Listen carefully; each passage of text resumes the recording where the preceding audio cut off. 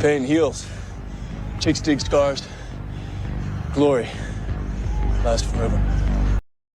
The dying media, the dying sports media, the dying WNBA media, the incompetent WNBA media who knows nothing but narratives and lies is at it again when it comes to Caitlin Clark and Angel Reese. Welcome back to the channel. Thank you so much for being here. Appreciate all your support as we roll to 14,000 subscribers. Absolutely insane. Shout out to all of you. You are the 19. I appreciate you so much. Hope you're having a fantastic day. Maybe we hit 14 by the time this video is actually up, since I think I've got one coming out before this. But anyway, I thought this was absolutely insane. I'm not even going to go through the whole thing. I'm going to play about a minute 20 of this, but you have to listen to this. I want to talk about it because it's really important to some of the other things we've touched on with regards to Caitlin Clark's behavior and how she responds to certain things that are happening in the WNBA, which I think is really, really important. And I think a change needs to happen there. So we've got Sarah Spain talking to Nancy Amour on the podcast, and this is going to be absolutely wild, folks. You're going to be shocked by this, and not shocked in a good way, like putting your finger in an electric outlet, and not a good kind of shock. No, not at all. So anyway, let's take a listen. You actually wrote a column arguing that Caitlin Clark could quiet some of the worst of her fan base, some of those people you were just referring to, by selecting Angel Reese to her all-star team, acknowledging that there will be some who will still send all those, horrific racist messages to Reese and other players who are deemed quote unquote enemies of Clark. But you wrote, quote, Clark and Reese being on the same all-star team, connecting on the court, laughing together and high-fiving one another, could show the still persuadable folks this animosity is the stuff of their own imaginations and it's time to move on. And wouldn't it be nice if this All-Star game was the catalyst for defanging the WNBA's worst fans and making the league once again a place to simply enjoy basketball, end quote. That did not happen. So no. Missed opportunity in your mind that Clark didn't do that.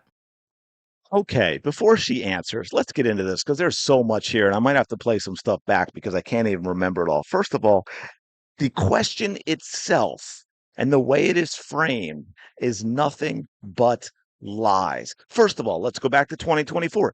Did not Caitlin Clark and Angel Reese play on the same team in the All-Star game? Did we not have a play where Angel Reese inbounded the ball? Caitlin Clark directed her, running the court. Caitlin Clark got her the ball back. Angel Reese made a layup. They didn't high five, though. It was a little more cool, and I appreciate it. It was more of a low five. But did that not happen last year? Yes, it did happen last year. And then, of course, they lied about the racial messages. There's been no proof of any of that. Angel Reese never produced any proof of any of the things that she said, such as the stalker following her home and all of that nonsense. And of course, again, threw the fans under the bus by calling them the worst fans in the league. And again, no proof whatsoever, even with that sham fake investigation the WNBA did after the first game when the Chicago Sky got so completely and utterly embarrassed, losing by 8.5 gazillion points. And then Angel Reese lied about things that she heard because she didn't hear them because they were never said. It is absolutely wild that we are still here and still on this stuff. And one last thing before we listen to the response, get back to basketball. Y'all have been watching long enough, right? I know I have the most intelligent subscribers, viewers, fans, whatever you want, 19, all of you around the WNBA. And you all know, you've all learned the WNBA was never about basketball before now. Basketball was the excuse and the scam run on the NBA to get their money to have all of these social gatherings. Don't believe me? Check out all the live stream stuff. I promise you, some of it shouldn't even be out there. It truly should be locked behind a membership only OnlyFans account that has a monetary value each month that you need to be paying. That is what the WNBA has always been about. But let's listen to the response and then we'll continue. Missed opportunity in your mind that Clark didn't do that. I think a missed opportunity, it's an all-star game. Nobody takes these things seriously anyway. So yeah, I think it would have been a good opportunity. Angel and Caitlin can say all they want, We are fine. We don't have beef. Are they the best of friends? Of course not. They're in different teams, different cities. They grew up different places, whatever. But I think it could have quieted some people or made them rethink the animosity that they have toward Angel and other players. All right. So she says all of those things in her article and then says, oh, it's the All-Star game. It's not that big a deal, but somehow this would have mattered. Now, first of all, it is an absolute lie. And by the way, I don't want to show this. I only had the audio. I would have showed you the video. I only had the audio of that podcast. But Sarah Spain, and this is also why it's important. First of all, you work for ESPN. I don't know if you should have uneffwithable as the first word in your profile. Seems a little unprofessional to me. And of course, she was around the horn, which was canceled because it was so unbelievably insane, marinating in a cesspool of racial nonsense.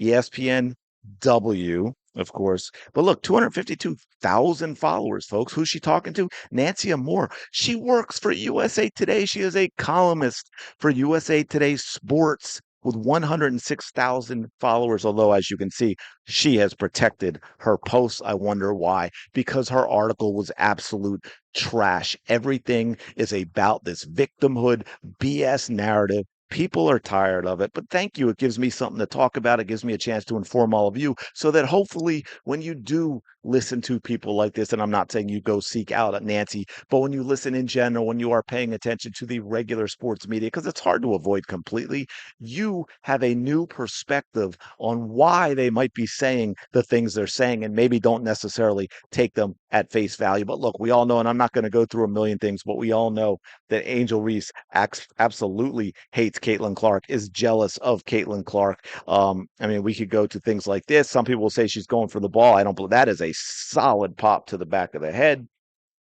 There, we had this. Yes, watch the now this is a different one. I don't have her chasing her all over the court, but I wanted to show this for a specific reason as well, because as you will see here, if you pay attention to what she says, right? She called her a hoe. She's still doing it. Caitlin Clark completely ignoring her. She went on a live stream after and was yapping about Caitlin Clark as well. We have this, which is a different perspective. You've all seen a million times her jump up immediately and start clapping obnoxiously when Kennedy Carter blindsided Caitlin Clark. But then we also have this. This is after, because they called it was the foul, and they go to the timeout. And she is absolutely thrilled. She loved the Kennedy Carter blindsided and physically assaulted Caitlin Clark. So do not tell me that Angel Reese does not have beef with Caitlin Clark. That is a complete and total lie. Getting so tired of this stuff, so tired. But again, I'm not going to let it go unanswered. I know some people like that, but I think that's a bad idea. And I'll leave you with one more thing, and this is why I think it is so important too. For those of you that don't know, I think it was yesterday, it might have been Thursday, but I think it was yesterday. Sue Bird and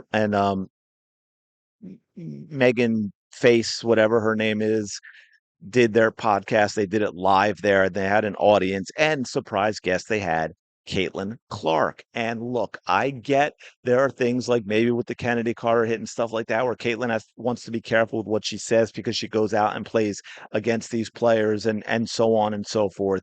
But you all saw the video the other day. Sue Bird, Tina Charles on, laughing it up with what happened to Caitlin Clark in the Connecticut Sun game with what J.C. Sheldon did. And Sue Bird even framed it as it was Caitlin Clark's fault. She was the instigator. And then Caitlin Clark goes on their podcast at the All-Star game, which got Sue Bird and Megan Rapinoe so much more money. I think that is a mistake. That is something because, no, I'm not saying Caitlin Clark has to go and speak out and say, hey, Sue Bird said all this crap. All she had to do was when she was asked behind the scenes and privately, it never had to be public, just decline. No, I can't. I'm too busy. You don't even have to get into the reason. But this stuff, I'm trying. I don't want this to sound like I'm going after Caitlin Clark because I'm not. Look, I get it. I talked about this before. She's 23. She's grew up idolizing the WNBA. She seems like one of the nicest people you could possibly meet.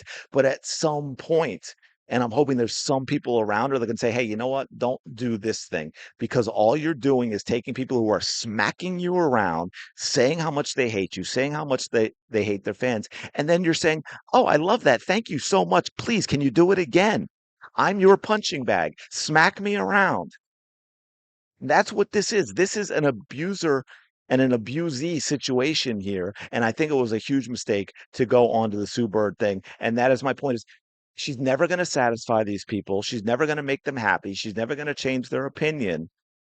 But you have to stop allowing them to use you.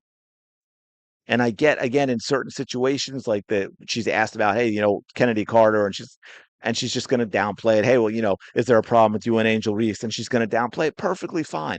Stuff like this, I think, is a mistake. It's a big no-no, because you can just, behind the scenes, when you get asked, you say, hey, I can't. I've got a full schedule. It's All-Star Weekend. I've got my endorsements and all these obligations that I have for Wilson and Nike, Gatorade, whoever it might be. And you just simply decline. There's no reason whatsoever, right after what Sue Bird did, for you to go on Sue Bird's podcast. Anyway, I'm going to leave it there. Thank you so much for checking out this video. Really do appreciate it. Smash the like button, subscribe to the channel. Let me know your thoughts on all this. Do you think that she should have gone on the Sue Bird podcast, just out of curiosity? And again, I'm not going after Caitlyn. I get it. But somebody in her inner circle has to maybe say, hey, you know what, Caitlyn, maybe there are certain things we do have to say no to. Anyway, I'm going to leave it there. Go have the day you deserve. Really appreciate all your support, and I will talk to you later.